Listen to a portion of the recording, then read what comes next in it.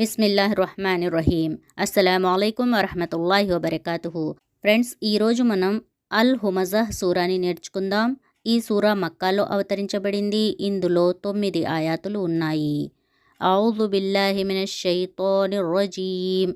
బిస్మిల్లాహిర్రహ్మానిర్రహీం. వైలుల్ లికుల్లి హుమజతిల్ లుమజహ్ الذي جمع مالا وعدده يحسب أن ماله أخلده كلا لينبذن في الحطمة وما أدراك ما الحطمة نار الله الموقدة التي تطلع على الأفئدة إنها عليهم مؤصدة في عمد ممددة. సూరా మరొకసారి చదువుదాం. బిస్మిల్లాహిర్రహ్మానిర్రహీం.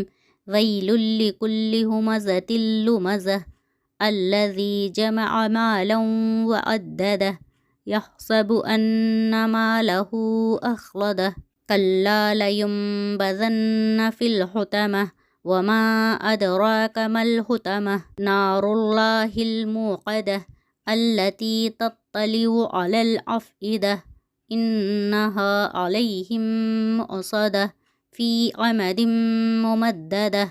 ఇప్పుడు అల్ హుమజహ్ సూరా యొక్క తెలుగు అర్థాన్ని మనం చదువుదాం. అనంత కరుణామయుడు, అపార కృపాశీలుడు అయిన అల్లాహ్ పేరుతో ప్రారంభిస్తున్నాను.